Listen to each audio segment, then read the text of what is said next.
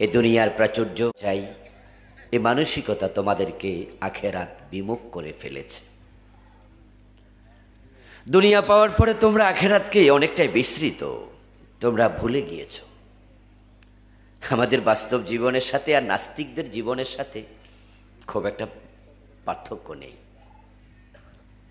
আমরা বাস্তব জীবনে শুধু দুনিয়া দুনিয়া দুনিয়া, এমনিতে বলি আর কি, আমরা মুমিন মুসলিম, আখেরাতে আল্লাহর কাছে যেতে হবে, এগুলো শুনতে শুনতে বলা, এগুলো হচ্ছে সামাজিকতা। বাস্তবেই একজন নাস্তিক যেমন আখেরাত নিয়ে খুব ভাবে না, আমরাও অনেকেই আখেরাত নিয়ে ভাবি না। আমাদের ভাবনার কেন্দ্রবিন্দু দুনিয়া। এজন্য ব্যবসা যখন শুরু করি তখন টাকা কামানো দরকার, হালাল না হারাম এটা পরে। যখন ডাক্তারি করি তখন পয়সাওয়ালা ডাক্তার হওয়া লাগবে, কিছুদিন পরে একটা হাসপাতাল বানাতে হবে। এজন্য কেমনে টাকা হবে সেটা দরকার। প্রয়োজন হলেও বিভিন্ন ইনভেস্টিগেশনের জন্য লিখব, পরীক্ষা নিরীক্ষা করে আসেন। প্রয়োজন না হলেও লিখব, কারণ সেখানেও আমার 40% থাকবে ডিসকাউন্ট। হাসপাতালে যাবে প্রেগন্যান্সি নিয়ে কোনো নারী, আমি জানি যে এখানে তার নর্মাল ডেলিভারি হবে, কিন্তু নর্মাল ডেলিভারি হলো তো আমার লাভ নাই, তাই এটাকে সিজার করে দাও, এতে করে আমার পকেটে 10-20-30 হাজার টাকা আসবে। পয়সা দরকার। রোগী কষ্ট পেল কিনা, অপ্রয়োজনীয় হলো কিনা, দরকার নাই, হালাল না হারাম ওসব পরে, পয়সা দরকার। ইঞ্জিনিয়ার হব, রডের বদলে বাঁশ দেব। কন্ট্রাক্টর হব, কোটি টাকার বাজেটে 60 লাখ খরচ করব, 40 লাখ মেরে দেব, অথবা আরো বেশি। ব্যবসা করতে গিয়ে ওজনে কম দেব, মালে বেজাল দেব। জীবনটাই যেন এমন হলো যে দুনিয়া পেয়ে আখেরাত শেষ। তো নাস্তিকও আখেরাত ভাবে না, আমরা আস্তিকরাও ভাবি না, এক মোহনায় এক হয়ে যাই। তো কোরআনের মাহফিলগুলোতে আসলে একটা লাভ, সেটা হলো কিছুক্ষণের জন্য হলেও আখেরাতে চিন্তাটা মাথায় আসে। এখানে আসলে কমপক্ষে ধাক্কা মাক্কা খাইয়া কোরআনের তেলাওয়াত শুনে, হুজুরদের আলোচনা শুনে এখানে বসলে কিছুক্ষণ হলেও মনে হবে আসলে চলে যেতেই হবে। এজন্য মাহফিলগুলোতে আসলে একটু ইমোশন তৈরি হয়, আবেগ তৈরি হয়। যেই মানুষ মাহফিলে আসার পরে অতটুকু পরিবর্তন তার সেন্সে আসে না, এটা মানুষই না। এখানে আসার পরেও দুনিয়ার চিন্তা, এখানে আসার পরও চলে যেতে হবে, এই চিন্তাটা মাথায় ঢোকে না, ওর কোনো বোধ নাই, সেন্স নাই। এটা ইমানদার দাবি করার সুযোগও নাই, আসলে তার কলবে ইমান পৌঁছেনি। কোরআনেরই মাহফিলে আমরা আসলাম, বসলাম, এটা আল্লাহর বড় দয়া। এই ভর দুপুর বেলায় খাবারের সময়, আর খাবার খেয়ে যাদের কাজ নাই তারা একটু দুপুরে বিশ্রাম নেয়। অফিস আদালত খোলা, আজকে তো একবারে ওপেনিং ডে, স্কুল খোলা, মাদ্রাসা খোলা, সকলেরই অফিস খোলা। এর মাঝেও আপনারা আল্লাহর কিছু বান্দা দুনিয়ার যাবতীয় ব্যস্ততাকে পাশে ঠেলে কোরআনের আহ্বান, কোরআনের এই ময়দানে দৌড়িয়ে আসলেন। আল্লাহ তাআলা আমাদের এই আশা বসাকে কবুল করুন, আমিন। যে আল্লাহ আমাদেরকে এখানে আসার তৌফিক দিলেন, আমরা শুরুতে তাকে কৃতজ্ঞতা জানাই, শুকরিয়া জানাই, কালিমাত শুকর ফরি, আলহামদুলিল্লাহ। প্রিয় দিনী ভাইরা, সূরা তাকাসুর পবিত্র কোরআন মাজিদের 102 নম্বর সূরা। আয়াত আছে মোট 8টি, রুকু আছে 1টি। এখানে মূলত আল্লাহ তাআলা আখেরাত প্রসঙ্গে কথা বলেছেন। কোরআনের অধিকাংশ আলোচনাই আখেরাতমুখী, যদিও দুনিয়ার সাথে ইসলামের সম্পর্ক আছে। এজন্য আল্লাহ দোয়া শিখিয়েছেন, রব্বানা আতিনা ফিদ দুনিয়া হাসানা ওয়া ফিল আখিরাতি হাসানা। দুনিয়া বাদ দিয়ে আখেরাত নয়। চাকরি বাকরি, ব্যবসা বাণিজ্য, রাজনীতি, অর্থনীতি, সমাজনীতি, শিক্ষানীতি, বিবাহনীতি, পররাষ্ট্রনীতি, স্বরাষ্ট্রনীতি, এভরিথিং ইসলামে আছে। কিন্তু মূল ফোকাসটা দুনিয়ায় না। একজন মোমেনের যাবতীয় কর্মতৎপরতার মূল ফোকাস হবে আখেরাত। কারণ দুনিয়া যাই হোক এখানে থাকা যাবে না। এজন্য একজন মোমেনের সাথে দুনিয়ার সম্পর্ক থাকবে, কিন্তু সম্পর্কটা হবে নৌকার সাথে পানির সম্পর্কের মতো। নৌকার সাথে পানির সম্পর্ক বড় নিবিড়। পানি যদি না থাকে নৌকা চলে না, তাই নৌকা চলতে পানি লাগবেই। এ টাকা পয়সা, বাড়ি গাড়ি, চাকরি বাকরি, ব্যবসা বাণিজ্য সবই লাগবে। কিন্তু যেই পানি ছাড়া নৌকা চলে না, সেই পানি নৌকার ভিতরে যদি ঢোকে এটা নৌকারে ডুবাইয়া দেয়। তাই পানিটা নৌকার তলায় থাকা উচিত, ভিতরে নয়। দুনিয়াদারি লাগবে। নামাজে 13টা ফরজ, তার মাঝে একটা হলো সতর ঢাকা। তো সতর ডাকতে হলে কাপড় লাগে, কাপড় কিনতে টাকা লাগে, তো টাকা কামাইতে চাকরি আর ব্যবসা লাগে। মসজিদ বানাতে টাকা লাগে, আজকের মাহফিল এখানেও টাকা লাগছেই, লাগবেই। হজ করতে টাকা লাগে। তা দুনিয়া বাদ দিয়ে আখেরাত নয়। তবে দুনিয়া যেন মোমেনের কলবে না ঢোকে। নৌকার তলায় যেমন পানি থাকে, ভিতরে ঢুকলে পানি নৌকা ডুবাইয়া দেয়। আমাদের দুনিয়াটাও থাকবে, তবে কলবের বাহিরে। কলবে থাকবে শুধু আল্লাহর ভয়। যদি আল্লাহর ভয় আপনার জীবন থেকে চলে যায়, আপনি অমানুষ হয়ে যাবেন। দুনিয়ার লোভ আপনাকে পাগল বানায়া ছাড়বে। এই যে গত 15 বছর যারা ক্ষমতায় ছিল, এই ক্ষমতা 15 বছর 3 বার, তারপরেও হয় না, আরো লাগবে। ভীষণ 2041 41 পর্যন্ত, তারপর হয়তো 61 ঘোষণা দিত। আরো থাকা লাগবে, আরো চাই, আরো চাই। ক্ষমতার বলয়টাকে এতটাই পাকাপোক্ত করা লাগবে যেন অন্য কেউ নাই থাকে, সবাইকে নিচ্ছিন্ন করে দাও। মুখে বলে গণতান্ত্রিক দেশ, অথচ কাউকে কথা বলার অধিকার দেয়া হয় নাই, কণ্ঠ চেপে ধরেছিল। বলে বহুদলীয় গণতন্ত্রে আমরা বিশ্বাসী, অথচ নিজের ক্ষমতার বলয়কে শক্ত করার জন্য অন্য অন্য রাজনৈতিক দলগুলাকে মেচাকার চালিয়েছিল। আরো লাগবে, আরো লাগবে। এই যে মানুষ আরো চাই, আরো চাই, এরকম করতে থাকে, আল্লাহ বলে এটা তোমাদেরকে ধ্বংস করে দেবে, তোমাদেরকে শেষ করে দেবে। এই দুনিয়া হায় সেই বেশি চায় যার আছে ভুরি ভুরি। রাজার হস্ত করল সব, কাঙ্গালের ধন চুরি। মানুষ যখন আরো চাইতে চাইতে চাইতে চাইতে সীমা লঙ্ঘন করে, ওই নৌকার তলার পানি নৌকার ভিতরে ঢুকলে নৌকা যেমন ডুবিয়ে দেয়, যারা সীমা লঙ্ঘন করে এ দুনিয়ার মহাব্বত ভালোবাসা এক পর্যায়ে তাদেরকে ডুবিয়ে দেয়। যেমন আওয়ামী লীগরে ডুবাই দিস। তারা যদি মনে করে তারা এখনো ডোবে নাই, তাহলে ব্যাককল। কারণ যে দলটার নেতৃত্বে দেশটা স্বাধীন হলো, যে লিডারের ডাকে দেশের মানুষ মুক্তিযুদ্ধে ঝাঁপিয়ে পড়ল, আজকে সেই দলের নাম নেয়ার মতো সাহস কারো নাই সারাটা বাংলায়। এবং যেই লোকটা সর্বজন শ্রদ্ধেয়, সে বঙ্গবন্ধুর মূর্তিগুলার গলার মাঝে রশি লাগাইয়া কিভাবে টেনে মাটিতে ফেলল। বঙ্গবন্ধুকে তো আমরাও সম্মান করি, তার এই অপমান তো আমরাও পছন্দ করি না।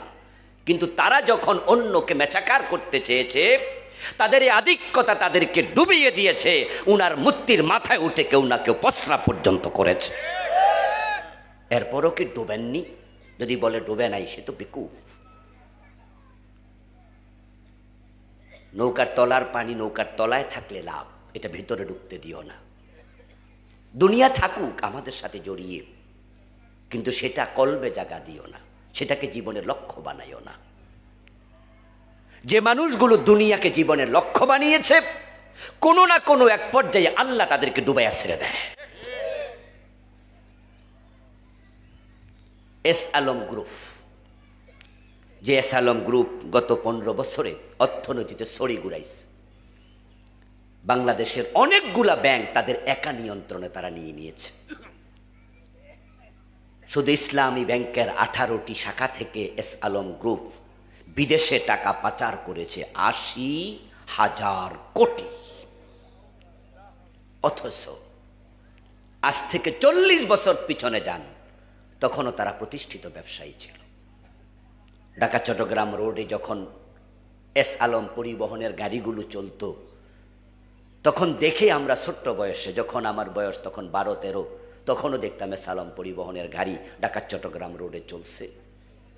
সে 89, 97 ঘটনা, আপনার 88, সে 88, 89 সনে, আজ থেকে 30, 35, 40 বছর আগে তারা তখনই ওয়ান ক্লাস ব্যবসায়ী। আচ্ছা, ওদের কি দেশের টাকা চুরি করা লাগে যারা 40 বছর আগে ধনী? কিন্তু না, মানুষ দুনিয়া যখন পায়, দুনিয়া তাদেরকে এমন ভাবে টান মারে, তখন তারা আখেরাত ভুলে যায়, পাগল হয়ে যায় দুনিয়ার জন্য। চুরি করে, ডাকাতি করে, যা ইচ্ছা তাই করে, করতে করতে এমন করা করলো 8-10টা ব্যাংক একা তারা লুট করে ফেলল। ইসলামী ব্যাংকের যে 80,000 কোটি টাকা চুরি করে বিদেশ পাঠিয়ে দিল, ইসলামী ব্যাংকের শাখাগুলোতে কি গরিব মানুষের অ্যাকাউন্ট নাই? রিক্সাওয়ালার অ্যাকাউন্ট নাই? ফকিন্নির অ্যাকাউন্টও তো আছে, যে ভিক্ষা করে টাকা জমাচ্ছে মাসে 500, মেয়েটা বড় হলে মেয়েটাকে বিয়ে দেয়া লাগবে। ওই ভিক্ষুক মহিলা, ওই ভিক্ষুক পুরুষ ইসলামী ব্যাংকের ডিপোজিট করেছে এই 80,000 কোটি টাকার মাঝে। ওই ভিক্ষুকের টাকাটা রেজাল্ট কি দাঁড়ালো? রেজাল্ট দাঁড়ালো যখন 5ই আগস্ট ফ্যাসিস্ট সরকার পালিয়ে গেল, এস আলম গ্রুপের যতগুলো তাদের আত্মীয় ভাই বোন আছে সব পালাইয়া গেল একসাথে। দেশে থাকার পরিবেশ নাই। আজ থেকে 15-16 দিন আগে তাদের মা মারা গেল। মা মারা যাওয়ার পরে তাদের একটা ভাই জানাজার নামাজে আসতে পারে নাই, দেশে তো নাই। মাকে কবর দেবে, কবর দেওয়ার জন্য সৌভাগ্য, এক মুঠ মাটি দেবে, মাটি দেওয়ার সুযোগ নাই। মাকে শেষবার এক নজর দেখবে, সেই সুযোগটা নাই। মাকে দেখতে পারলো না, মাটি দিতে পারলো না, জানাজা পড়তে পারলো না। এই দুনিয়া তাদেরকে এমন ভাবে ডুবাইছে, বিদেশে পালিয়ে গেল।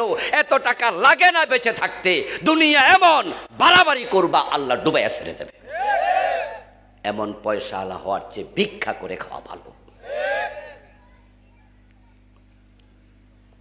আমার বন্ধু, দুনিয়া এমনই। قال رسول الله صلى الله عليه وسلم الدنيا حلوة خضراء।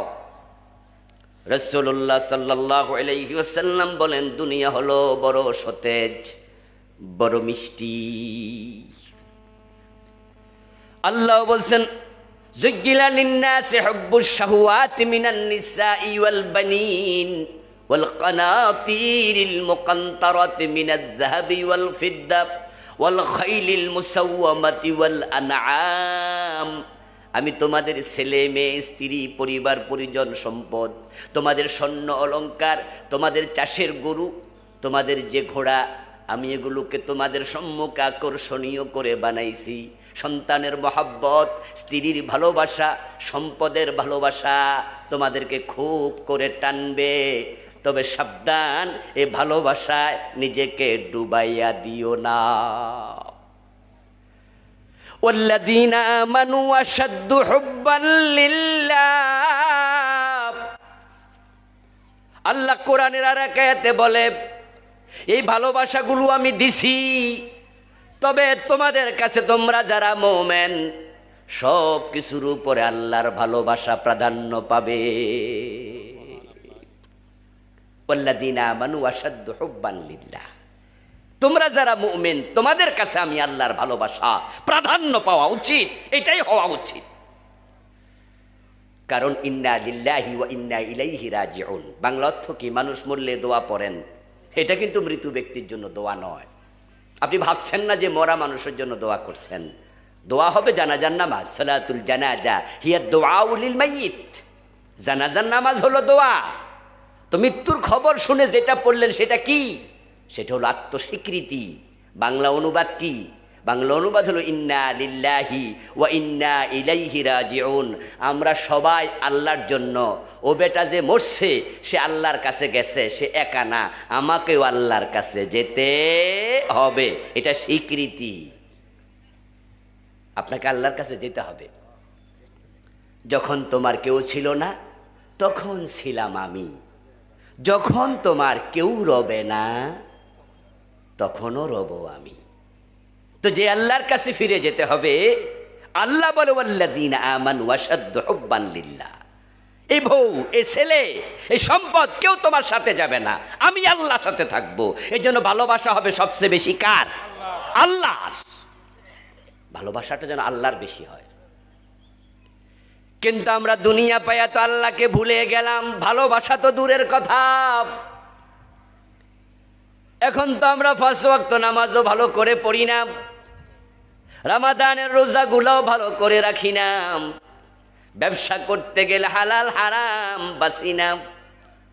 নিজের মা মরেছে, বাপ মরেছে 10 বছর আগে, এখনো বোনের হক দেই নাই, বরং ভাই হইয়া বোনের হক মাইরা খায়, এমন জালেম ভাই আছে না নাই? আমরা সুদে টাকা লাগাইয়া বসে থাকি, অথচ সুদ খেলে 73টা গুনাহ। সবচেয়ে ছোট গুনাহ হলো নিজের মায়ের সাথে জেনা করা। আমরা সুদও টাকা লাগাই, আমরা হারাম খাচ্ছি। দুনিয়া বড় মিষ্টি, মিষ্টি খায়ও তবে সাবধান। ওই পিপিলিকার মতো খেও না, যেই পিপিলিকা মিষ্টি খাইতে খাইতে ভিতরে ঢুকে যায়। আপনার বাড়িতে 100 টাকা মধু ঢেলে রাখবেন, যদি সন্ধ্যাবেলায় ঘরের মেঝেতে 100 টাকা মধু ঢেলে দেন, ঘুম থেকে উঠে দেখবেন ওই মধুর চারপাশে কিছু পিঁপড়া মধু খাচ্ছে। আবার ভালো করে তাকাইয়া দেখবেন কিছু পিঁপড়া মধুর মাঝে মইরা আছে। ওই পিঁপড়াগুলো 2 দল। এক দল বুদ্ধিমান, ওদের যে 6টা পা আছে, দেখবেন কিছু পিঁপড়া মধুর কাছে গিয়ে 3টা পা দিয়া ভিতরে ঢুকছে, তারপরে মুখ দিয়া মধু খাচ্ছে, পেট ভরছে, বাকি 3 পা মধুর বাহিরে টুক করে হাইটা চলে গেছে। আর কিছু পিঁপড়া এত লোভী 6 পা দিয়া ঢুকছে, খাওয়া শেষ, বাহির হওয়ার সুযোগ আর নাই। দেখবেন যে সে মধুর মাঝে কিছু পিঁপড়া পড়ে আছে। ঠিক দুনিয়াদাররাও তেমন। কিছু মানুষ আছে, যেমন আমরা হুজুররা, আমরা কি মসজিদে বেতন ছাড়া নামাজ পড়াই? মাদ্রাসা যে শিক্ষকতা করি বেতন দেয় না? আজকে যে মাহফিল আইছে আমার হাদিয়া দেবে না? আমরাও খাই, তবে আমার হারাম খাই না, আমরা সুদে টাকা লাগাই না, আমরা ঘোষ খাই না, আমরা চাঁদাবাজি করি না, আমরা মানুষের হক খাই না, বোনের হক খাই না, দোকানে বাকি খাইয়া টাকা মারি না। আমরা ভাবি হালাল যা আছে খাও, হারামের ধারে কাছেও যাওয়া যাবে না। 100 জন আলেমের মাঝে 90 জনকে পাবেন এই চিন্তা লালন করছে। এই চিন্তা লালন না করলে আপনারা ওই হুজুরের পিছনে একটা দাও করতেন না। আপনাদের মসজিদের হুজুর যদি সুদে টাকা লাগায় আর পাবলিক জানে, এ হুজুর রাখবো? আপনারাও রাখবেন না, বলবেন যে হুজুর সুদ খায়, এ হুজুরের পিছনে নামাজ পড়বো না। যদি আপনাদের কাছে বিচার আসে এলাকা থেকে যে আপনাদের মসজিদের ইমাম সাহেব উনি বোনের হক দেয় না, তাহলে জুমার দিন আপনারাও বলবেন হুজুর আমনের কিসের ওয়াজ, আমনের তো বোনের হক খান। আলহামদুলিল্লাহ, আলহামদুলিল্লাহ, সমাজে ভালো মানুষ কম, কিন্তু ভালো যে কয়জন আছে আপনার ইমাম সাহেব তাদের একজন। তো আলেম ওলামাদের এই চিন্তা আছে, কারণ তারা নবীর ওয়ারিস। রাসূলুল্লাহ সার্টিফিকেট এমনি দেয় নাই, তিনি সার্টিফাই করেছেন 1450 বছর আগে। আল উলামা ওয়ারাসাতুল আম্বিয়া, আলেমগণ হচ্ছে নবীদের ওয়ারিস। এবং আল্লাহ তাআলা বলেন ইন্নামা ইয়াখশাল্লাহা মিন ইবাদিহিল উলামা। আল্লাহ তাআলা বলেন আল্লাহর সব বান্দাদের মাঝে যারা কোরআনের এলেম শিখেছে, হাদিসের এলেম শিখেছে, ওই আলেমরাই আল্লাহকে ভয় করে চলে। তবে সব আলেম ভালো না, 5% তো বাদ দিছিলাম, 95 কইছি। কারণ কিছু আলেমও আছে, আলেম নামের কলঙ্ক, জালেমের মতো চলে, টাকার কাছে বিক্রি হয়ে যায়, দুনিয়াদারির কাছে। এই যে আপনাদের কিশোরগঞ্জে আছে না বিশাল বড় আলেম, ওই যে 16 মসজিদের খতিব হবে, ঈদের নামাজ পড়বে, ঢাকায় একটা ভালো চাকরি, সরকার একটা হয়তো ইসলামী ফাউন্ডেশনের ডিজি বানাইয়া দেবে, অথবা কোনো একটা পদ দেবে। ওই একটা পদের জন্য লালায়িত হইয়া শাহবাগের মোড়ে এত বড় আলেম নাস্তিকদের সাথে হাত মিলিয়েছে, নাস্তিকদের সাথে গিয়ে মিশছে। আরেকজন তো সাবেক প্রধানমন্ত্রীরে বলছে আপনি একজন জান্নাতি মহিলা, বলছেন আরেকজনে জান্নাতের সার্টিফিকেট দিতেছে। যে আল্লামা সাইদির মতো লোকটাকে 13 বছর জেলখানা রাখছে বিনা দোষে, বিনা দোষে। জুনায়েদ বাবু নগরী রহমতুল্লাহ আলাইহির মতো এত বড় আলেমকে রিমান্ডের নামে পিটাইয়া 2টা হাঁটু অচল করে দিয়েছে। 5ই মে শাপলা চত্বরে কত হাজার আলেমের বুকে গুলি চালাইছে। এই জালেম মহিলা হে নাকি জান্নাতি। জান্নাত তোর বাবার সম্পদ, যাকে তাকে বিতরণ করবি। ভাবছে ওনারা যদি জান্নাতি কয়ে দিই তাহলে আমার বড় একটা পোস্ট দেবে। এই জন্য টাকার কাছে, রাজনীতির কাছে, ক্ষমতার কাছে মাথা বিকিয়ে দেবে এমন কিছু আলেম নামের জালেম আছে। তবে আলহামদুলিল্লাহ তাদের সংখ্যা খুব বেশি না, ভালোর সংখ্যাই বেশি। এই জন্য আপনাদেরকে কথাগুলো এই জন্য বলি যে কোরআন পড়ে হাদিস পড়ে আলেমরা ভালো হচ্ছে। যদি আপনিও ভালো হতে চান, জান্নাত পেতে চান, আল্লাহকে পেতে চান, কোরআন হাদিস পড়া আপনারও দরকার আছে কিনা? আপনিও কোরআন হাদিস পড়েন, আপনিও এখানে আসেন। ইসলাম আপনারও মানতে হবে। যদি আপনি আখিরাতে বিশ্বাসী হন, আপনার মনকে আপনি প্রশ্ন করবেন রাতের বেলায়, যখন সবাই ঘরে ঘুমিয়ে যাবে, রাতের গভীর 1:30, 2টা, 3টা বাজে, যদি কোনোদিন সজাগ হয়ে যান, তাহলে আপনার মাথাটা বিছানায় রেখে, বালিশের উপর রেখে নিজে নিজে মনে মনে প্রশ্ন করুন, ও মন জবাব দে, দুনিয়া শেষ নাকি আর একটা জীবন আছে? আপনার মন বুঝি বলে হ্যাঁ আর একটা জীবন আছে, আখেরাত আছে। তাহলে ওই আখেরাতের চিন্তা মাথায় রেখে দুনিয়ায় চলতেই হবে। আর যদি আপনি মনে করেন যে না আখেরাত বলতে কিছু নাই, তাহলে আপনার মন যা চা তাই করেন গা, যান, আপনি স্বাধীন। আপনার জন্য কোনো আইন টাইন নাই, যা মন চায় করেন। আর যদি আপনার মন বলে যে না আখেরাত আছে, তাহলে যা মন চায় তা আপনার করা উচিত না। কারণ আখেরাতের সাথে আপনার দূরত্ব আপনার জুতার পিতার সাথে আপনার পায়ের দূরত্বের চেয়ে আরো কম।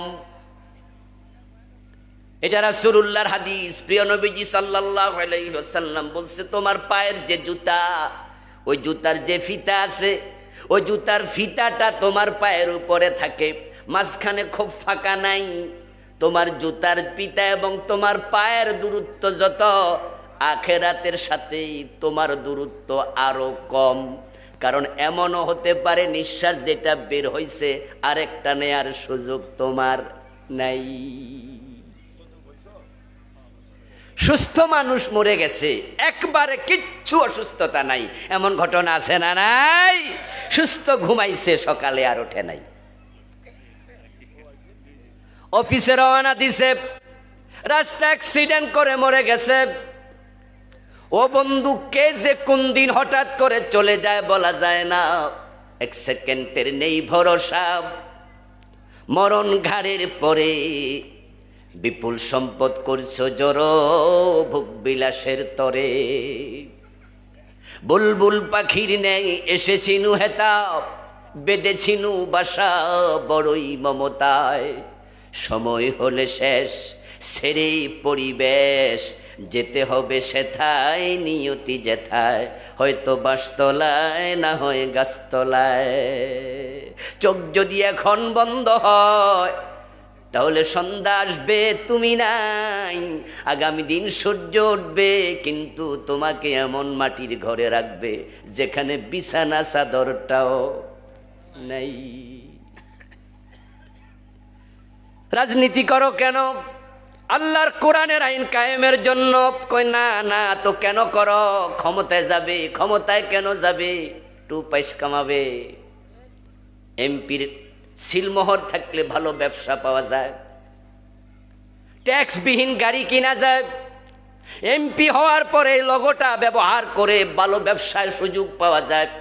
উপজেলা চেয়ারম্যান হব, এই নাম দিয়া ব্যবসা করব, ব্যবসা তো জায়েজ, অসুবিধা কি, নামটা কাজে লাগলো। ক্ষমতা পাবেন কেন? দুনিয়া কামানোর জন্য, আখেরাত তো মাথায় নাই।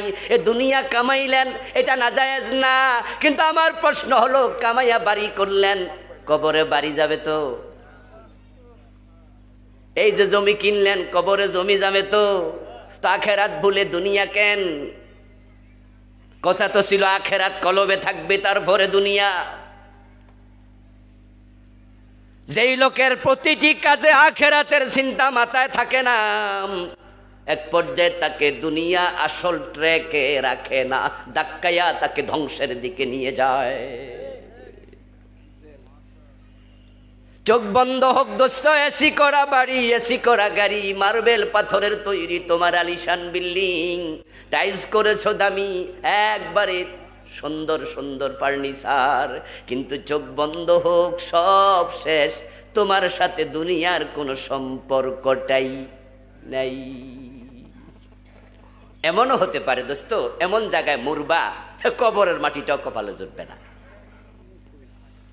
এমন জায়গায় মৃত্যু হতে পারে 1000 কোটি টাকা অ্যাকাউন্টে থেকে যাবে, কিন্তু তোমার কাপড়ের 3টা কাপড় ওইটাও কপালে জুটবে না। মুরব্বী ওয়াজ করতেছি, এ সময় ডিস্টার্ব জানা হয় এমন কোনো কাজ করবেন না, পাবলিকের চোখ আছে, বসেন যান। খেয়াল করেন বিষয়টা। মালয়েশিয়া থেকে বিমান যাচ্ছিল চায়না থেকে বিমান আসছিল মালয়েশিয়া, আজ থেকে 3-4 বছর আগে, বলে যাওয়ার কথা নয়। 296 জন যাত্রী ছিল সম্ভবত, বিমানটা হারিয়ে গেছে, নিখোঁজ হয়ে গেছিল বিমান। পত্রপত্রিকায় এসেছে, 2-4 দিন টেলিভিশনে ফলাও করে প্রচার করেছে একটি বিমান হারিয়ে গেছে। কোথায় হারিয়েছে আজ পর্যন্ত হদিস হয়নি। হতে পারে ভারত মহাসাগরের উপর দিয়ে যাওয়ার সময় যান্ত্রিক কোনো গোলযোগ হয়েছে আর বিমানটা আকাশে ক্রাশ করেছে, অথবা পড়ে গেছে সমুদ্রে। ভারত মহাসাগরে যদি একটা বিমান পড়ে ডুবে যায়, পুকুরে, বড় পুকুরে, যেটাকে আমরা বলি দিঘি, ওই দিঘিতে যদি কোনো গোসল করতে গিয়ে নাকফুল হারিয়ে যায় কোনো মা বোনের, একটা দিঘিতে নাকফুল খুঁজে পাওয়া যত কঠিন, ভারত মহাসাগরে একটা বিমান খুঁজে পাওয়া এর চেয়ে 1000 গুণ বেশি কঠিন। হতে পারে কিয়ামত পর্যন্ত কেউ খুঁজেই পাবে না, কিন্তু আমার প্রশ্ন সেটা নয়। আমার প্রশ্ন হচ্ছে, ওই যে 296 জন যাত্রী ছিল, ওখানে কোটি কোটি টাকার মালিক এমন 2-4 জন আছে না নাই? অথচ দেখুন না, কবরের মাটিটাও পায় নাই, 3টা সাদা কাপনের কাপড়ও পায় নাই, কোটি টাকা আছে অ্যাকাউন্টে পড়ে আছে, সাথে আর নাই। আলহাকুমুত তাকাসুর, আল্লাহ বলে দুনিয়ার প্রাচুর্য আধিক্যতা তোমাদেরকে আখেরাত থেকে গাফেল বানিয়ে রেখেছে। তোমরা আখেরাতের কথা ভুলে গেছ। অথচ চোখটা যদি বন্ধ হয়, হাত্তা জুরতুমুল মাকাবির, এই আধিক্যতা আরো চাই করতে করতে তুমি কবরে চলে যাবে। চোখ যেদিন বন্ধ, আপনজনদের দিকে তাকাও, তারা তোমার সাথে এমন ব্যবহার করবে, দুনিয়ার কোনো কিছু তোমার সাথে আর রাখবে না, সব খুলে নিয়ে যাবে। তোমার হাতের আংটিটা খুলে নেবে, তোমার হাত ঘড়ি, তোমার পকেটের মানি ব্যাগ, তোমার গায়ের জামা কাপড় সব খুলে নেবে, তোমাকে একবারে একা বানায়া ফেলবে, একবার উলঙ্গ বানায়া কাপড় দিয়ে ঢাকবে। কাপড়ের কাপড় কেনার জন্য বাজারে চলে যাবে, তাকিয়ে দেখো কাফনের কাপড়ে কোনো পকেট দেয়ার সিস্টেম নাই। মায়েদের কানের ফুল, তাদের নাকের জিনিস, তাদের হাতের বালা, তাদের গলার চেইন, সব আপনজনেরা খুলতে খুলতে সেলোয়ার কামিজটাও খুলে নেয়। অথচ আপনার সব তো পরে থাকলো, যার জন্য পুরা জীবন ব্যয় করছেন, এই বাড়ি, এই গাড়ি, এই টাকা, কিচ্ছু সাথে আর নাই, আপনি বড় একা। জীর্ণ শীর্ণ সরাইখানা, রাত্রি দিবা দুটি দ্বার, এরই মাঝে দুনিয়াদারি চলছে বড় চমৎকার।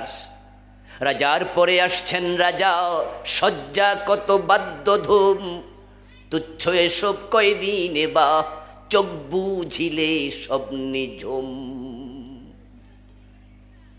আপনাদের কিশোরগঞ্জ পাশের জেলা, এই কিশোরগঞ্জে সৈয়দ আশরাফ দলের কত বড় নেতা, আমাদের সাবেক প্রেসিডেন্ট দুইজন, তার মাঝে প্রয়াত কি নাম, জিল্লুর রহমান, কত বড় লিডার দলের। দেখেন লক্ষ্য করে, চলে গেছেন, ক্ষমতা নাই, কিচ্ছু নাই। এই দুইজন বড় নেতাকে যখন কবরে দেয়, কবরে দেওয়ার সময় আপনারা দোয়া পড়ছেন সবাই মিলে, বিসমিল্লাহি ওয়া আলা মিল্লাতি রাসূলিল্লাহ, আল্লাহর নামে রাসূলের দলে তুলে দিলাম। এই যে রাসূলের দলে তুলে দিলেন, এই দুইজন কি মরার আগে রাসূলের দলে ছিল? তো কি লাভ কবরে এইভাবে ধাক্কাইয়া রাসূলের দলে দিয়া? রাসূলের দল তো কোরআনের দল, রাসূলের দল তো হাদিসের দল।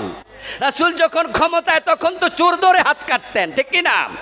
রাসূল তো মদ পান করলে 80 বেত দিতেন। রাসূল তো জেনা করলে পাথর মারতেন, বিবাহিত হলে, অবিবাহিত হলে 100 বেত লাগাতেন। রাসূল তো মদিনা 10টা বছর কোরআন দিয়ে চালিয়েছেন। আমরা তো মুসলিম, দলীয় পরিচয় তো পরে, মুসলিম তো আগে, নাকি? আমরা তো মুসলিম, এটা 1 নাম্বার। মায়ের পেট থেকে বের হওয়ার সাথে সাথে আপনজনরা আপনাকে কোলে নিয়ে কানের মাঝে আজান ফুঁকেছে, বলেছে আল্লাহু আকবার, আল্লাহ বড়। কোন দলমল ছিলেন না তখন, আপনি পরিচয়, আপনি আল্লাহর গোলাম। আবার যখন কবরে চলে যাবেন, হুজুর লাশ সামনে রেখে আবার বলবে আল্লাহু আকবার। বলবে না? বলবে না? শুরু তো আল্লাহু আকবার, যাওয়ার সময় আল্লাহু আকবার।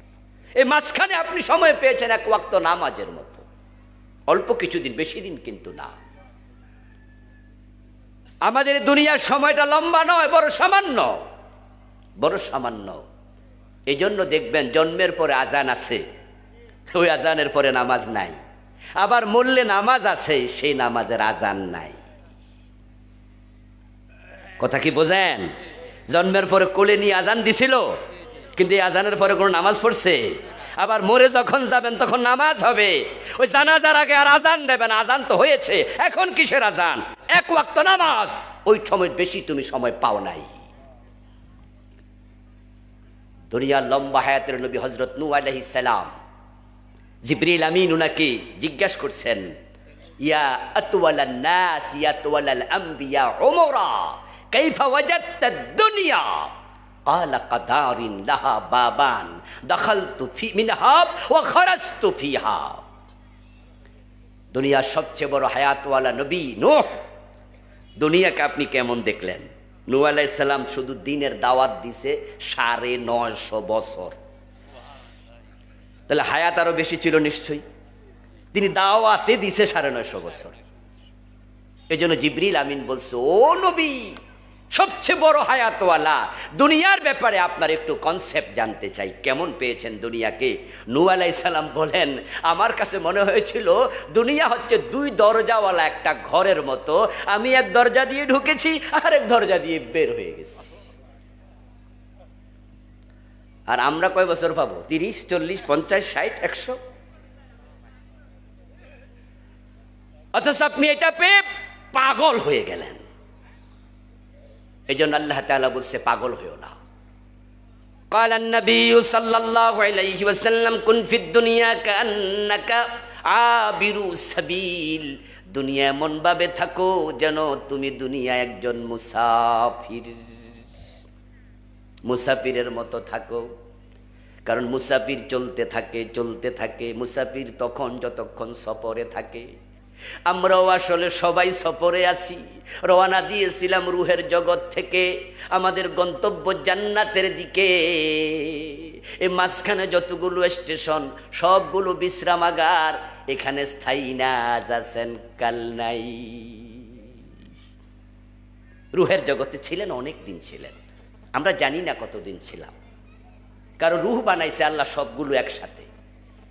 এই জন্য আমরা সেখানে কত লক্ষ বছর ছিলাম জানি না, কিন্তু মায়ের পেটে যখন এসেছি তখন ছিলাম আমরা 8 মাস 9 মাস 7 মাস এরকম তো নাকি। 7 মাস হয়তো বাচ্চা হয় না, 8 মাসে হয়, 9 মাসে হয়, 9.5 মাসে হয়। তারপরে সেখান থেকে দুনিয়া আসছি, এখানে কিছুদিন, তারপরে কবর, তারপরে হাসর, তারপরে মিজান, তারপরে ফুলসেরাত পার হয়ে জান্নাত ইনশাআল্লাহ বলেন। আর যারা জান্নাতের দিকে যাচ্ছেন না, হেরার কথা কইয়া কোনো লাভই নাই। রাসূল বলে দুনিয়ায় থাকো একজন মুসাফিরের মতো। হযরত ওমর রাদিয়াল্লাহু তাআলা আনহুর ছেলে আব্দুল্লাহ ইবনে ওমর বলতেন, নিজাম সাইতা ফালা তানতাজিরিল মাসা ইজ আমসাইতা ফালা তানতাজিরিস সাবাহ ইজ আসবাহতা ফালা তানতাজিরিল মাসা। ও দুনিয়ার মানুষ, ঘুম থেকে ওঠার পরে তুমি ভাববে সন্ধ্যা হবে, কিন্তু সন্ধ্যা পর্যন্ত আমি নাও থাকতে পারি। তাই নেক আমল যা করার করো, এই দিনে আর নামাজ কাজা করো না। ইজাম সাইতা ফালা তানতাজিরিস সাবাহ, যখন সন্ধ্যা হবে তখন আরেকবার ভেবে নিও আগামীকাল সকাল সূর্য উঠবে, সকালও হবে, কিন্তু ততক্ষণ পর্যন্ত আমি বেঁচে নাও থাকতে পারি। তাই রাতে ইবাদতের বাহিরে কিছু করো না, নামাজ কালাম ঠিকঠাক মতো পড়ো। যে ব্যক্তি নামাজ পড়ে না তার ঈমান থাকে না। তাই বেনামাজি অবস্থায় মারা গেলে তুমি বেঈমান, তুমি বেঈমান অবস্থায় মরলে। নামাজ হলো মানুষের হাজিরা খাতা, সিগনেচারের মতো। 5 ওয়াক্ত নামাজে 5 বার এ নাক কপাল মাটিতে ঠেকায়া সাইন করো, তুমি আল্লাহর গোলামির ভিতরে আছো, তুমি ঈমানওয়ালা। আমি চাকরি করি, আমি একটা কামেল মাদ্রাসায় পড়াই, এমপিওভুক্ত চাকরি, সরকারি বেতন পাই। আপনারা অনেকে চাকরি করেন। আমরা যখন অফিসে যাই প্রথম কাজ হলো আগে সিগনেচার করো, আগে হলো হাজিরা খাতায় সাইন করো, এরপরে এবার রুটিনের আলোকে ক্লাস। কিন্তু সাইন না করে ক্লাস নয়, কারণ এর মাঝে যদি টিউনও আসে, ডিসু আছে, আমাদের মাদ্রাসার যিনি সভাপতি, উনি আইসা যদি প্রিন্সিপালরে বলে, এই প্রিন্সিপাল সাহেব হাজিরা খাতাটা দেন, শিক্ষক হাজিরাটা দেন। শিক্ষক হাজিরা খাতায় যদি দেখে যে কেউ খালি আছে, তিনি এ বসানোর অধিকার তার আছে। এ মানে কি? অ্যাবসেন্ট, উনি নাই। তা আপনি ক্লাস করছেন কিন্তু হাজিরা খাতা খালি, এ বসাই দিছে, আর আপনি বলবেন যে স্যার আমি তো ছিলাম। উনি বলবো কই ছিলা? আমি তো হাজিরা খাতা সাইন পাই নাই। এই নামাজ হচ্ছে হাজিরা খাতা সাইন করার মতো। তুমি যে মুসলমান তা প্রমাণ করার জন্য তোমাকে নামাজ পড়তেই হবে। قال رسول الله صلى الله عليه وسلم من ترك صلاة متعمدا فقد كفر। নবীজি বলছেন যে ইচ্ছা করে নামাজ পড়ে নাই সে কাফের হয়ে গেল, সে কুফরি করলো। বাইনাল মারই ওয়া বাইনাশ শিরকি ওয়াল কুফরি তারকুস সালাত। একজন ব্যক্তি কাফের না মুমিন, তার প্রমাণ হলো নামাজ। যে নামাজ ছেড়ে দেয় সে আর মুমিন থাকে না। দুনিয়া পাইয়া পাগল হবেন না। দোকানদারি করতে করতে নামাজের কথা আর মনেই নাই। ডাক্তারি করছে, প্রেসক্রিপশন দিচ্ছে, রুগী দেখতে দেখতে নামাজের কথা মনে নাই। ড্রাইভিং করছে, যাত্রী আছে, ড্রাইভিং করতে করতে নামাজ কাজা। হুজুর আমার কি দোষ? যাত্রী তো নামে না, এই জন্য নামাজের টাইম পাই নাই। এক একজন এক এক ওজর দেও। নামাজ যদি না পড়ো ওই অবস্থায় মারা যাও, মোমেনের তালিকায় তোমার নাম নাই। দেহের মাঝে মাথা যেমন, দিনের মাঝে নামাজ তেমন। দেহ থেকে যদি মাথা আলাদা হয়ে যায়, লাশটা কার চেনা যাবে না। ঠিক যার নামাজ নাই হাসরের ময়দানে উপস্থিত হবেন, রাসূল আপনাকে উম্মত বলে চিনবেন না। তাই মাথায় যতই রোগ হোক ডাক্তার কল্লা কাটতে পরামর্শ দেয় না। হাতে ক্যান্সার হয়েছে, ডাক্তার কয় আঙ্গুল কাটা ফালাইয়া দেন। বুকে ক্যান্সার হয়েছে, মহিলাদের ব্রেস্ট ক্যান্সার। ডাক্তার বলে একটা ব্রেস্ট কেটে ফেলাইয়া দেন। পায়ে ক্যান্সার হয়েছে, পা কেটে ফেলাইয়া দেন। কিন্তু মাথায় ক্যান্সার হয়েছে, কল্লা কাইটা লান, জীবনে কইছিনি। দেহ থেকে যেমন মাথা আলাদা হয় না, মোমেনের জীবন থেকে নামাজ আলাদা হবে না। বাকিগুলো আলাদা হতে পারে, যেমন রোজা। আপনি অসুস্থ, ইসলাম বলে রোজা লাগবে না, যাও। বেশি অসুস্থ, আর সুস্থ হবে না। ফিদিয়াতুন তোআমু মিসকিন, তাহলে প্রতি রোজার পরিবর্তে একজন মিসকিনকে দুবেলার খাবার দাও, রোজা মাফ। আমি গরিব মানুষ, হজ করব কেমনে? হুজুর বলে তোমার উপর হজ ফরজই না, তুমি গরিব, হজ মাফ। হুজুর আমার জাকাত দেয়া লাগবে তো, কোরআনে তো জাকাতের অসংখ্য আয়াত। হুজুর কয় পয়সা করি কেমন আছে, আপনি কোন যে নাই। হুজুর কয় জাকাত মাফ। কিন্তু ধনী হোক গরিব হোক, সুস্থ হোক অসুস্থ হোক, নামাজ মাফের কোনো সিস্টেম নাই। দাঁড়ায়া পারো না, বসে পড়ো। বসে না পারলে শুয়ে পড়ো। শুয়া পারো না, ইশারা দিয়া পড়ো। এমন অসুস্থ, আপনার আগুন লাগছে, পুরা বডি ফুরে গেছে, ডাক্তার এমন ভাবে ব্যান্ডেজ করছে, মনে হয় পুরা বডি একটা প্যাকেট। কইয়া দিছে আগামী 15 দিন পানি টাচ করা যাবে না। শরীয়ত বলে ওযু করতে পারো না, তায়াম্মুম করে ওই অবস্থায় পড়ো। নামাজ মাফের কোনো সিস্টেম নাই। সেন্ট মার্টিন দ্বীপ দেখবেন, শখ হইছে। টেকনাফে গিয়ে লঞ্চে উঠলেন, সেন্ট মার্টিন রওনা দিলেন। প্রথম 15-20-30 মিনিট দেখবেন যে দুপাশে দেখা যাচ্ছে, এপাশে মায়ানমার, এপাশে বাংলাদেশের পাহাড়। কিন্তু যখনই ঘন্টা খানেক যাবেন লঞ্চে করে, এরপরে দেখবেন যে বঙ্গোপসাগরের পানি ছাড়া কিছুই দেখা যায় না, শুধু থই থই করছে পানি। ওখানে যদি লঞ্চ ডুবে যায়, নামাজের মাসালা কি? যখন লঞ্চ ডুবে গেলে আপনি সাঁতার কাটবেন, বেঁচে থাকার জন্য, বাঁচার জন্য যুদ্ধ করছেন, স্ট্রাগল করছেন, পানির মাঝে সাঁতার কাটছেন, কিন্তু জানেন না কোন দিকে পাহাড় আছে, কোন দিকে তীর আছে, জানেন না। আন্দাজে সাঁতার কাটছেন, সূর্য ডুবে যাচ্ছে, মনে পড়ে গেল আসর তো পড়ি নাই। মাসালা হলো হুঁশ আছে যতক্ষণ, নামাজ ফরজ ততক্ষণ। নামাজ কাজা করা যাবে 3 কারণে। একটা হলো ভুলে গেলে, স্মরণ হইলে পড়ো। ঘুমিয়ে আছো, সজাগ হইলে পড়ো। আরেকটা হলো বেহুশ হয়ে গেছো, হুঁশ আসলে পড়ো। আপনি তো এখন ঘুমানো না, আপনি তো সাঁতার কাটছেন। আপনি তো ভুলে যান নাই, আপনার তো মনে পড়েছে আসর পড়ি নাই। আপনি তো বেহুশ নন, হুঁশ আছে। মাসালা হলো ওই অবস্থায় সাঁতার কাটতে কাটতে আসর পড়ো, তখনও মাপ নাই। নামাজ মাফের কোনো সিস্টেমই নাই। এ তো রমজান আসছে, মাসখানেক পরে তো রমজান, 1 মাস তো আর নাই বাকি। রমজান যখন আসবে তখন আল্লাহর কিছু বান্দা ইবাদতের মৌসুমে ডুববে, পাগল হবে ইবাদতের জন্য। উমরা করার জন্য মক্কায় চলে যাবে, ইতিকাফ করার জন্য মসজিদের শেষ দশক ঢুকে যাবে, সারা রাত তাহাজ্জুদ পড়বে, কত ইবাদত করবে। আর আল্লাহর কিছু নাফরমান বান্দা, যারা দোকানদার, অধিকাংশ ব্যবসায়ী, অধিকাংশ তারা এশারের নামাজটা পড়বে না, তারাবি তো দূরের কথা। শেষ দশক যখন আসে, বেচা কেনা বেড়ে যাবে। এবং ঢাকা শহরে শপিং মলগুলো খোলার কিছু টাইম আছে, রাতের 9টার পরে, 10টার পরে অনেক শপিং মল আছে, ইলেকট্রিসিটি বন্ধ করে দেয়। সরকারের আদেশ, এই টাইমের পরে আর ইলেকট্রিসিটি চলবে না, সকল দোকান ক্লোজ। কিন্তু শেষ দশক যখন আসবে, রমাদানের আগ থেকে শুরু হবে, সারা রাত দোকান খোলা থাকে। মানুষ শেষ দশকে মক্কায় চলে যায় ইতিকাফে, আল্লাহর ঘরে ইতিকাফ করবে, পাগল হয়ে গেছে ইবাদতের জন্য। আর এই বেটা ব্যবসা করতে করতে সবে কদরের রাত, সে সারা নামাজও পড়ে নাই, টাইম নেই। হাত্তা জুরতুমুল মাকাবির, এই দুনিয়া করতে করতে তুমি কবর পর্যন্ত যেতে হবে। যতই চেষ্টা করো, এখানে থাকার কোনো সুযোগ নাই। আর এই যাওয়াটা আজকেও তো হতে পারে নাকি? সম্ভাবনা আছে তো নাকি? নাই তো নাকি? নাই নাই, আজরাইল বলে যাবে নাকি এসে আপনাকে সিগন্যাল টিগনাল দিয়ে যাবে যে রেডি থাকে, নমক সময় আসতেছি, হতে পারে আজকেই শেষ। এই জন্য যারাই আমার আলোচনা শুনছেন আজকে সিদ্ধান্ত নেন মৃত্যু পর্যন্ত আর নামাজ কাজা করব না। এই সিদ্ধান্ত নেওয়া দরকার আছে, না নিলে তুমি মাহফিলে বইছো কেন মিয়া?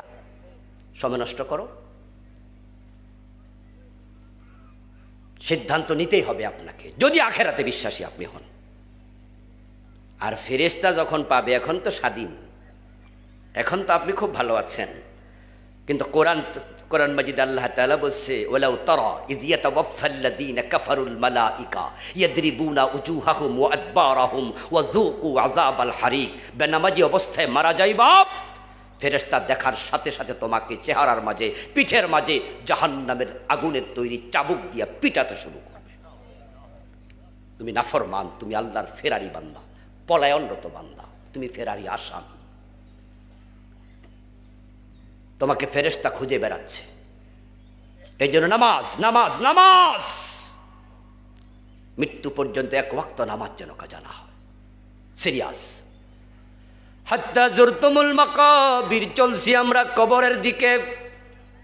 ও দোস্ত, কবর প্রতিদিন মানুষকে ডাকে, প্রতিদিন মানুষকে ডাকে।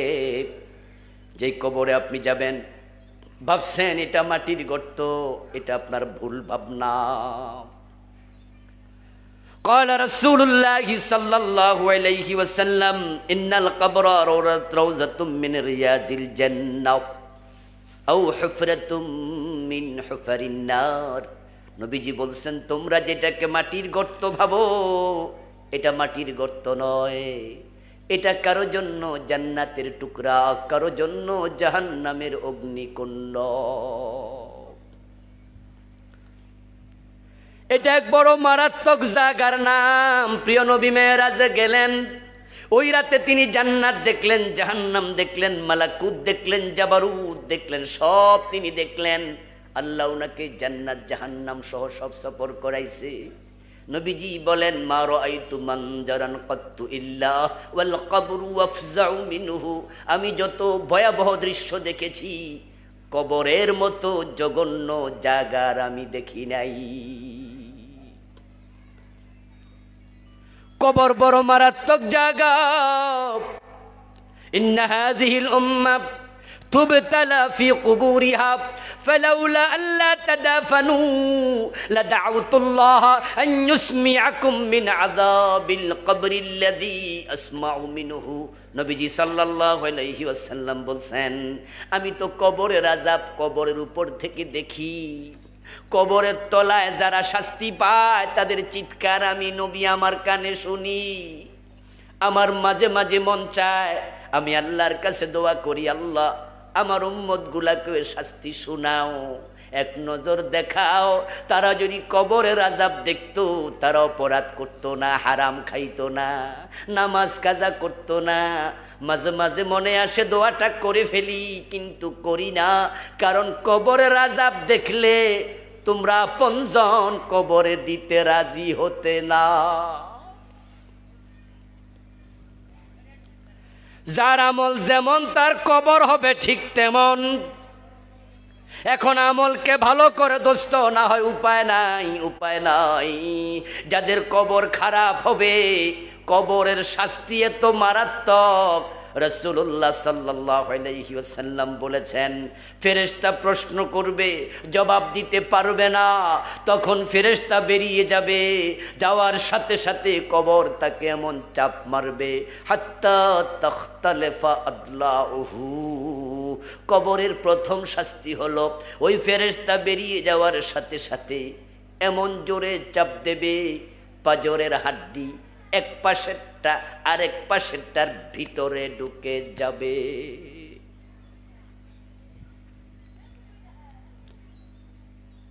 সুম্মা ইউদাইয়াকু আলাইহি আমা ওয়া আসাম মাআহু মিজরাবাতুম মিন হাদীদ লাউ দুরিবা বিহা জাবানুন লাসারা তুরাবা। ওই জোরে চাপ মারার পরে কবর আবার আগের জায়গায় চলে যাবে। আল্লাহ আপনাকে আবার আগের মতো দেহ দেবেন। তারপরে এবার আসবে দ্বিতীয় শাস্তি। একজন ফেরেশতা আসবে, যে চোখে দেখে না অন্ধ, কানে শোনে না বধির, ওই ফেরেশতার হাতে থাকবে একটা লোহার হাতুড়ি, যেটা এত বড় হবে রাসূলুল্লাহ বলেন যদি কোনো পাহাড়ে সে আঘাত করত হাতুড়ি দিয়া, এক আঘাতে সবটা পাহাড় ধুলাবালি হয়ে উড়ে যেত। ওই অন্ধ ফেরেশতা, বধির ফেরেশতা ওই হাতুড়ি নিয়ে কবরে ঢুকেই পিটাতে শুরু করে দেবে। ওই দুই ফেরেশতা বের হওয়ার আগে আরেকটা কাজ হয়ে যাবে, সেটা হলো আল্লাহ আসমান থেকে ডেকে বলবে তাকে জাহান্নামের পোশাক পরাও, জাহান্নামের হেলমেট মাথায় দেওয়াও, কবরটাকে জাহান্নামের আগুন দিয়ে ভরপুর করে দাও, জাহান্নামের দিকে দরজা খুলে দাও। ঠিক কবরটা আগুনে ভরবে, এর মাঝে কবর চাপ দেবে, এর মাঝে ফেরেশতা পিটাতে থাকবে। তারপরের ভিতরে তিন্নিন নামক 99টা সাপ আল্লাহ কবরের ভিতরে ঢুকাইয়া দেবে। قال رسول الله صلى الله عليه وسلم لا يسلط على الكافر 99 تنينا تنهسه وتلدغه إلى يوم القيامة لو أن تنينا منها نفخ في الأرض ما أنبتت خضرا। رسول الله বলতেছেন আল্লাহ 99টা সাপ কবরে ঢুকাবে। ওই সাপগুলো কবরে ঢুকে জাহান্নামের এই আগুনের শাস্তির ভিতরে সবল মারতে শুরু করবে। একবার সবল দিলে 40 বছর তার বিষক্রিয়া থাকবে এবং তার বিষ এত জঘন্য। রাসূল বলেন যদি সেখান থেকে একটা তিন্নিন সাপ দুনিয়ার দিকে নিঃশ্বাস ছাড়ত, তার নিঃশ্বাসের বিষে দুনিয়াতে আর সবুজ গাছপালা জন্ম নিত না। এইভাবে চলবে কিয়ামত পর্যন্ত, কঠিন অবস্থা। তারপরে আবার হাসরের ময়দান আরো কঠিন, তারপরে ফুলসিরাত আরো কঠিন, তারপরে জাহান্নাম এত কঠিন যেখানে ঢুকার পরে আর কোনোদিন মুক্তি পাবে না। তাই কবরের কথা মাথায় রেখে হাত্তা জুরতুমুল মাকাবির, যাচ্ছ তো কবরের দিকে, দুনিয়া সাজাও, দুনিয়া সাজাও। রাসূলুল্লাহ সাল্লাল্লাহু আলাইহি ওয়াসাল্লাম বলছেন ও উম্মত আমার সাথে জান্নাতের দিকে চলো, আমি তো তোমাদেরকে পিছন থেকে কোমরে ধরে রাখছি, তোমরা তো আমারে ধাক্কায়া জাহান্নামে পড়ছো। ওই কীট পতঙ্গের মতো, নবী উদাহরণ দেন সেই কীট পতঙ্গের মতো, যে কীট পতঙ্গ আগুন দেখলে দৌড়াইয়া যায়, সে বোঝেও না ওই আগুন তার জন্য জ্বলতে যথেষ্ট, কিন্তু সে ঝাঁপায়া ঝাঁপায়া আগুনে পড়ে। আমি নবী মুহাম্মদ তোমাদের কোমরে ধরে রাখছি, জান্নাতের দিকে টানছি, কিন্তু তোমরা জাহান্নামে ঝাঁপায়া কেন পড়ো? আজকের মাহফিল আমরা যারা আসি, নিশ্চয় আমরা তো জাহান্নামে যেতে চাই না, আমরা সবাই জান্নাতে যেতে চাই। এখন জান্নাতে যেতে চাইলে কি যাওয়া যায়? কিছু কাজ আছে, সে কাজগুলো করেন। জান্নাতে যেতে হিন্দুরাও তো চায়, কে না চায়? মাগনা জান্নাত সবাই খুঁজে। যদি আমি জিজ্ঞাসা করতাম জান্নাতে কে কে যেতে চান, আমি জানি 2 হাত সবাই তুলতো। আরে হিন্দু থাকলে হেও তোলা দিত। আপনাদের গফরগাঁও বাজারে গিয়ে দেখবেন কত হিন্দু ভদ্রলোক মরা বাবার ছবি কবর তার দোকানে টানাইয়া সুন্দর করে লিখে দিছে স্বর্গীয় শ্যামল দত্ত বাবু, স্বর্গীয় দুলাল চন্দ্র ভৌমিক, স্বর্গীয় অমক, স্বর্গীয় তমক, এমনকি লেখা দেখেন নাই? হিন্দুরা এগুলো অ্যাভেলেবেল লেখে। স্বর্গে যাওয়ার শখ তাদের আমাদের চেয়ে কম না, আরো বেশি। স্বর্গীয় মানে কি? স্বর্গে যাবে না গেছে? স্বর্গ আর জান্নাত 2 জিনিস না 1 জিনিস? আমরা কেউ কি বাপ দাদা মরে গেছে কোনোদিন বলেছি আমার বাবার নাম জান্নাতি আব্দুল হাকিম? আমরা কিন্তু বলিনি, এটা বলার সাহসও নাই। বরং আমরা ভাবি আল্লাহ জানে বেহেশত পায়নি, তবে পাওয়ার শখ আছে। আর ও বেটা শুধু শখ না, হে অলরেডি বাফেরে স্বর্গে ঢুকাই দিস। সব থাকলে পাওয়া যায়? জান্নাত আর বেহেশত 1 জিনিস, স্বর্গ একই জিনিস। কেউ বলে চোখ, কেউ বলে নয়ন, শব্দের পার্থক্য। আরবিতে বেহেশত, আরবিতে জান্নাত, ফার্সিতে বেহেশত, বাংলায় বাগান, ইংরেজিতে হেভেন। সংস্কৃতি শব্দ হলো স্বর্গ, জিনিস একটা। আবু বকর জান্নাতি, হযরত ওমর বেহেশতি, দুজন কি দুই দেশে? তো শ্যামল দত্ত স্বর্গীয়। বাহ, কি শখ! কেউ বলে চোখ, কেউ বলে নয়ন, কেউ বলে লাউ, কেউ বলে কদু, কেউ বলে বউ, কেউ বলে বধূ, কেউ বলে আনন্দ, কেউ বলে ফুর্তি। তারা বলেছিল ভাস্কর্য, আমরা বলেছিলাম সেটাই হলো মূর্তি। এ শব্দের চালবাজিতে তারা আলেমদেরকে পেছে ফেলাইতে চাইছে। এই দেশটায় রাস্তার মোড়ে মোড়ে নেতার ছবি বানাইছে। তাদের বাবাকে আমাদের পূজা করতে হবে, লাখ লাখ কোটি কোটি টাকা খরচ করে রাস্তার মোড়ে তাদের বাবার ছবি বানাইছে।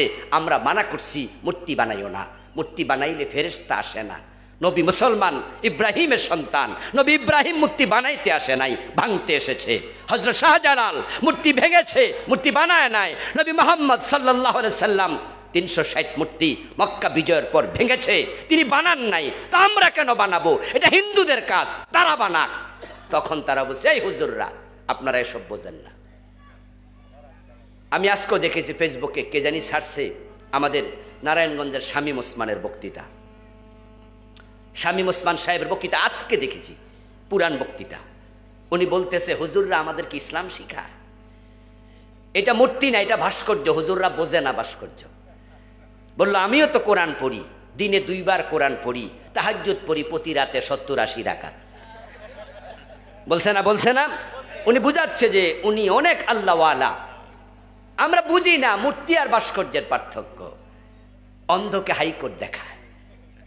আচ্ছা আপনারা বলুন তো, মূর্তি যেটা ভাস্কর্য সেটা না? মূর্তির হাত আছে, ভাস্কর্যের নাই। মূর্তির চোখ আছে, ভাস্কর্যের নাই। মূর্তির কান আছে, ভাস্কর্যের নাই। আসলে পার্থক্য কি? একই জিনিস।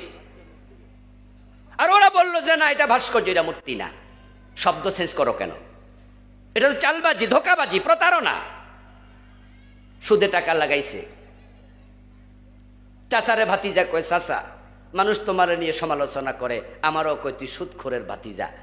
চাচা গেছে খেপা, কে বলেছে আমি সুদ খাই? আমি মুনাফা খাই। আরবিতে খায়, এখন আর বাংলায় খায় না। কেউ ইংরেজিতে ইন্টারেস্ট খায়, সুদ খায় না। নাম চেঞ্জ করেছে। বাড়াবাড়ি ভালো না। আলেমদের কথা শুনলে এত বেজ্জতি 5 তারিখে হওয়া লাগতো না। বাড়াবাড়ি খুব খারাপ জিনিস। রাসূলুল্লাহ সাল্লাল্লাহু আলাইহি সাল্লাম জান্নাতের দিকে ডাকেন, কিন্তু আমরা জান্নাতে যেতে চাই সবাই। কেমনে যাবেন? ক্বালা রাসূলুল্লাহ সাল্লাল্লাহু আলাইহি ওয়াসাল্লাম, মান আহাব্বা সুন্নতি ফাকাদ আহাব্বানি ওয়া মান আহাব্বানি কানা মাই ফিল জান্নাহ। জান্নাতে যাওয়ার ফর্মুলা রাসূলুল্লাহ দিলেন। সেটা হলো যে আমি নবীর সুন্নাহকে ফলো করবে, সে জান্নাতে আমার সাথে ঢুকবে। জান্নাতে যেতে হলে রাসূলকে ফলো করতে হবে, উনার সুন্নাহ মানতে হবে। টাকনুর নিচে কাপড় পরে এই অবস্থায় মারা যাবেন, কবিরা গুনাহ করতে করতে মরবেন। রাসূল বলছে, মান আসফালা ইজারাহু লা ইয়ানজুরুল্লাহু ইলাইহি ইয়াওমাল কিয়ামা মা আসফালা মিনাল কাবাইন ফিন্নার। যে ব্যক্তি টাকনুর নিচে কাপড় ঝুলা জাহান্নামী হবে। রাসূলের ইসলাম জবে করে জান্নাত খুঁজবেন। নিজের বউ পর্দা করে, মেয়ে পর্দা করে, নিজের মেয়েটাকে পর্দা করান না, বউরে পর্দা করান না। রাসূলুল্লাহর বউ আর মেয়ে কি বেপর্দায় বের হয়েছিল? ঘরের মাঝে জি বাংলা স্টার জলসা চালাবেন, সারাদিন নাটক সিনেমা দেখবেন। মোবাইল খুললে শুধুমাত্র সিনেমার নাটক পাওয়া যাবে। আর এই অবস্থায় মারা গেলে মোবাইল আপনার হাতে, আজরাইল তখন আসবে।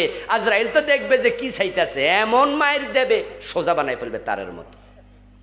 জান্নাত মাগ না মিলে না। রাসূলকে ফলো করো। রাসূলুল্লাহ সাল্লাল্লাহু আলাইহি সাল্লাম যে আদর্শ উজ্জীবিত, আমরা হওয়া লাগবে সেই আদর্শে উজ্জীবিত। মনে মনে ভাবছেন যে হুজুর মানিত না, তা না, মানিত। এই যে মসজিদে নামাজে জুমার দিন যাই, তখন সবাই মিলে ঢুকতে কোন পা দেয়? বের হওয়ার সময় মসজিদ থেকে কোন পা? তো রাসূলকে ফলো না করলে কি ডান পা দিছি?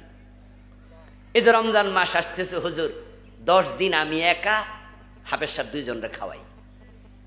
বাপ মরছে এক খতম কোরআন শরীফ পড়াইছি হুজুর। ইসলাম মানি না তা না, বাড়ির পাশে যে মসজিদটা এসি লাগছে 10টা, 3টা আমি একা দিছি। আল্লাহরে কয়ে দিব, আল্লাহ বেহেশত দিবা না, 3টা এসি দিছি। ইসলাম মানি না কইলো কেডা? মানি তো। তাহলে সব মানেন? সব কি আর পারি হুজুর? আপনারা হুজুর মানুষ, আপনারা তো কইবেনি। আল্লাহর কিছু কিছু দিয়া বলবো আল্লাহ জান্নাত দেও, এই হলো আপনাদের অধিকাংশের চিন্তা। কিন্তু আল্লাহ কোরআনে কি বলে? উদখুলু ফিস সিলমে কাফা, ইসলামে যখন ঢুকছো পুরা ঢুকো। আংশিক ইসলাম মেনে জান্নাত খুঁজো না। আল্লাহ এত বড়, তিনি এত মহান, তিনি চান মানুষ যেন কমপ্লিট সারান্ডার করে। আংশিক সারান্ডার হয় না, ইসলামও আংশিক হয় না। হযরত আদম, হযরত হাওয়া জান্নাতে আল্লাহর একটা কথা শোনে নাই, আল্লাহ জান্নাত থেকে বের করে দিছে, কাপড় চোপড় খুলে রেখে দিছে। ইবলিস শয়তান আল্লাহর ইবাদত করতে করতে ফেরেশতাদের সাথে চলতো। হাদিসে পাওয়া যায় জমিনে 5 আঙ্গুল জায়গা পাওয়া যাবে না যেখানে ইবলিসের সেজদা পড়ে নাই। কিন্তু আল্লাহ বলছে আদমরে সেজদা করো, ইবলিস মানে নাই। আল্লাহ তার ঈমানটা কাইরা নিয়া কাফের বানায়া দিছে। আর আপনি ডজন ডজন বাদ দিছেন। কোরআনে আছে সুর ধরে হাত কাটো, কাটলেন না। ডাকাত ধরে শুলে দাও, দিলেন না। জেনা করলে 100 বেত লাগাও, লাগালেন না। আল্লাহর জমিন আল্লাহর আইনে চালাও। রাসূল তো 10 বছর মদিনা চালাইছে কোরআন দিয়ে, আপনি তো চালালেন না। আপনি অর্ধেক মানেন, অর্ধেক মানেন না। এখন আদমরে আল্লাহ ছাড়লো না, একটা শুনে নাই। আদমের সন্তানরে ছাড়বে কেন? আদম একটা অপরাধ করেছে, মাপ পাইছে তাওবা করে। এখন আমরা যে অপরাধগুলো করি, মাপ পাইতে হলে তাওবা দরকার আছে না নাই? তাওবার দরজা কি বন্ধ না খোলা? তো তাওবা করেন না কেন? কয় তাওবা করবো হুজুর মরার আগে দিয়া, পোলা মাইয়া দৌড়াইয়া যাবে মসজিদে, হুজুর ডাইকে আনবে, তাওবা ফরাইয়া দেবে। এটার নাম কি তাওবা? এটা তাওবা না। কোরআনে আল্লাহ তাআলা বলছেন ফাতুমিনুনা বিবাদিল কিতাবি ওয়া তাকফুরুনা বিবাদ ফামা জাযাব। ইসলামের কিছু মানবা, কিছু মানবা না। শুনে রাখো বান্দা, যে অর্ধেক মানে তার জন্য আমার কাছে কোনো পুরস্কার নাই। আখিরাতে পুরস্কার একটাই, সেটার নাম জান্নাত। আখিরাতে কি জান্নাত ছাড়া আর কোনো পুরস্কার আছে? তো আল্লাহ বলে অর্ধেক মানবা, আমার কাছে জান্নাত নাই, পুরস্কার নাই। কোরআনের আয়াত এটা। আমি কিতা করতাম কোন? আপনাদের কাছে আমার অশক্ত মনে হচ্ছে, আমি জানি এটা, কিন্তু কি করব বলেন তো? আল্লাহ বলতেছে, তো আমি নরম করার অধিকার আমার কোথায়? আদম একটা কথা শুনলো না, আল্লাহ জান্নাত থেকে বের করে দিছে। তওবা করতে বাধ্য করছে। তওবা করো আদম, কান্নাকাটি কইরো, তো হুঁশ নাই। নবী ইউনূসের নাম শুনছেন? ইউনূস আলাইহিস সালাম মাছের পেটে 40 দিন ছিল। অপরাধটা কি? এবং দোয়া ইউনূস নামে একটা দোয়া আছে না? বাংলাদেশে যারা বিপদে আছে এরা হে রে দোয়াও পড়তে পারতেছে না, কারণ যার নামে দোয়া হের নামও কি? খুব মুসিবত চলতেছে। বিপদে পড়া যে দোয়া ইউনূস পড়মু, হে নাম হে লো বইয়ে রয়েছে। হযরত ইউনূস আলাইহিস সালাম মাছের পেটে 40 দিন উনি দোয়া পড়তেছে, লা ইলাহা ইল্লা আনতা সুবহানাকা ইন্নী কুনতু মিনাজ জালিমিন। আল্লাহ আমার ভুল হয়েছে, আমি জালেম। তো কি অপরাধ করছে? অপরাধটা জানা দরকার আছে না, যে কোন অপরাধে মাছের পেটে 40 দিন ঢুকে রাখলো? অপরাধ ছিল শুধু ছোট্ট ছোট্ট সামান্য। উনি আমাদের মতো না। উনি সুদ ঘোষ খায় নাই, সাদাবাজি করে নাই, টেন্ডারবাজি করে নাই, পরের জমি দখল করে নাই, উনি হারাম করে নাই। ছোট্ট একটা ভুল করছিল। ভুলটা ছিল উনার নবুয়তের এলাকা ছেড়ে চলে যাচ্ছিলেন অনুমতি ছাড়া। আগেকার সব নবীর নবুয়তের এরিয়া ছিল ভাগ করা। যেমন আমাদের দেশে যারা এমপি, তাদের এরিয়া ভাগ আছে না? ঠিক নবুয়ত ছিল এরকম, আঞ্চলিক নবী। উনার এরিয়ার নাম ছিল নিন্নুয়া। তো একবার উনার উম্মতদের এক দল উনার কাছে ঈমান আনতে আসছিল, তবে তারা পথিমধ্যে আক্রান্ত হওয়ার ভয়ে হাতে লাঠি চটে লই আসছিল, যে আমরা চলো একসাথে ঈমান আনবো।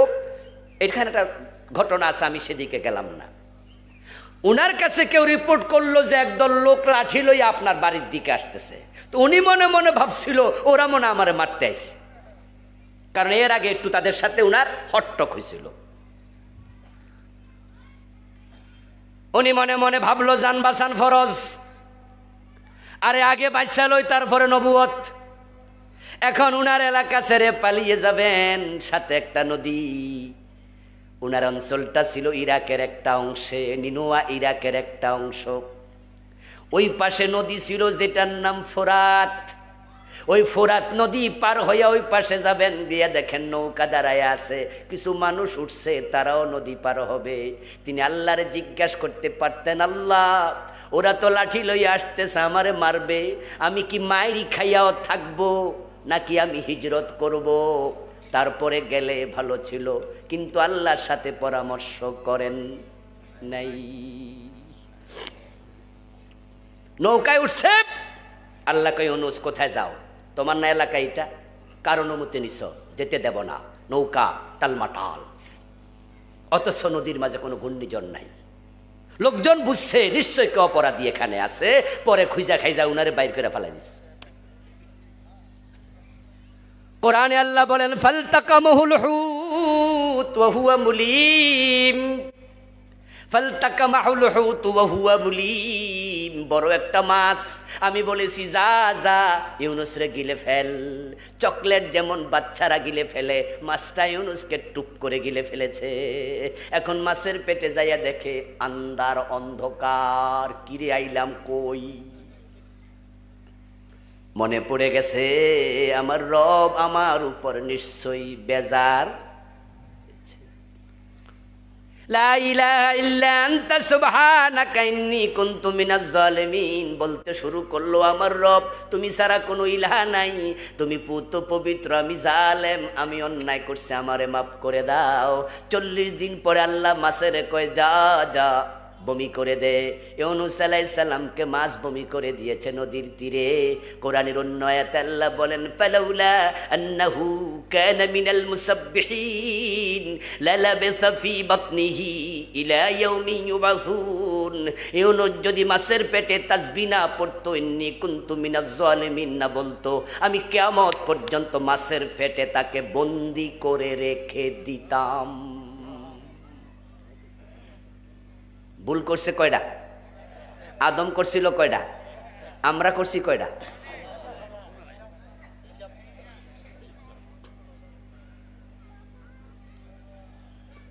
অর্ধেক নিয়ে মরবেন না, আল্লাহ অর্ধেক নেয় না।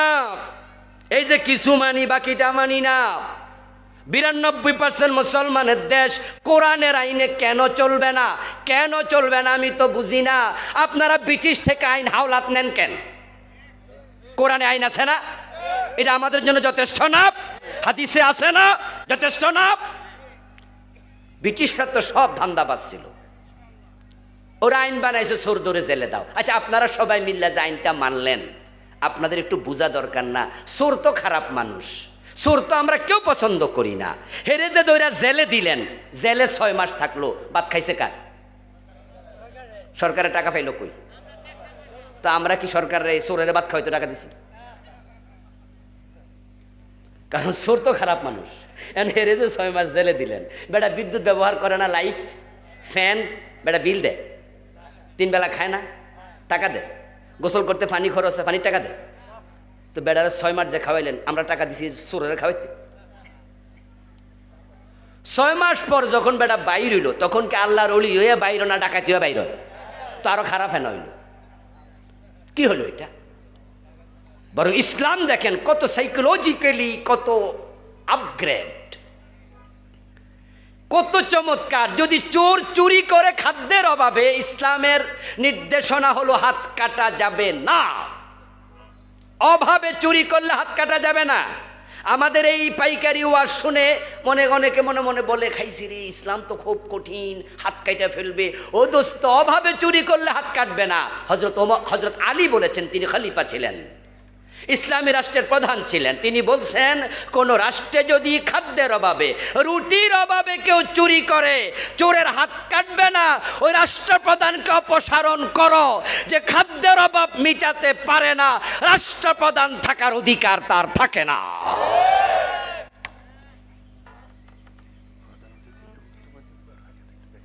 ওকে ওকে, তাহলে হাত কাটবে কার? যে স্বভাবে চুরি করে। আর যারা 400 কোটি টাকা দেশে চুরি করছে, কানাডায় বেগম পাড়া বানাইছে, ওরা কি অভাবে করছে না স্বভাবে? ওদের হাত না কাটলে সোনার বাংলা বানাবেন কেমনে? আর হাত যদি কেটে দেন তাহলে এর পিছনে আপনার কোনো বিনিয়োগ লাগবে না। এই যে 6 মাস খাওয়াইবেন, টাকা লস। বরং হাত কেটে দেন, একটা বাড়াইল দিয়ে 40 জনের হাত কাটতে পারবেন। আর একটা হাত কাটা চোর দেখে অন্য অন্য চোরেরাও চুরি ছেড়ে দেবে, ঠিক না? তারের মতো সোজা হয়ে যাবে। মদ পান বন্ধ করার জন্য 80 বেতের আইন চালু করে দেন, ইসলামের কাছে ফিরে আসেন। মদ থাকবে না দেশে। যুবকরা তো শেষ হয়ে যাচ্ছে, মাদক তো এই জাতিকে শেষ করে দিচ্ছে। মদ তখনই বন্ধ হবে যখন মদ নির্মূলের চিন্তা হবে। কিন্তু 54 বছরে নির্মূলের কোনো চিন্তা হয় নাই। চিন্তা হয়েছে একটা, মাদক নিয়ন্ত্রণ অধিদপ্তর। আমরা কি নিয়ন্ত্রণ চাই না নির্মূল চাই? তো ওদের মাথায় এটা ঢুকছে কেন? নিয়ন্ত্রণ মানে তো হলো কিছু কিছু খাও।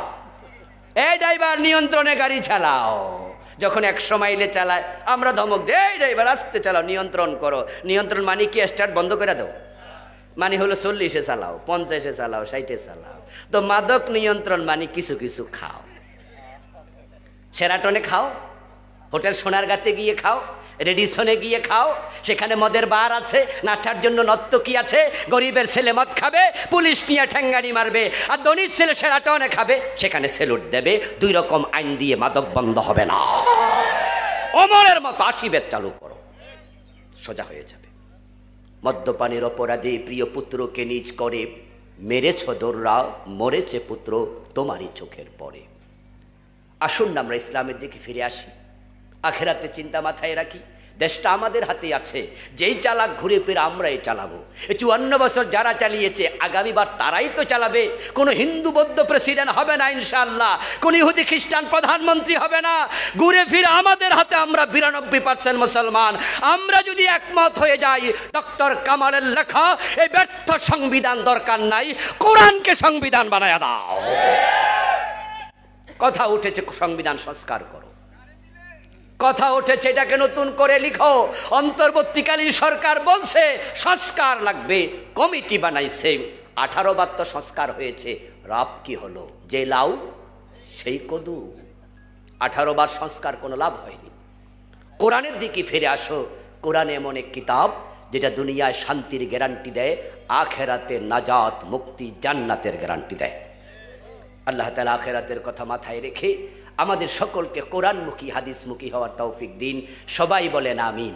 প্রিয় ভাইয়েরা, আমাদের আজকে সম্মানিত প্রধান অতিথি জনাব মোহতারাম এবি সিদ্দিকুর রহমান হাফেজাহুল্লাহ মোহতারাম উপস্থিত আছেন। সংক্ষেপে কিছু কথা বলবেন, তারপরে যাবেন। উঠবেন না প্লিজ, আমরা দোয়া করে যাব।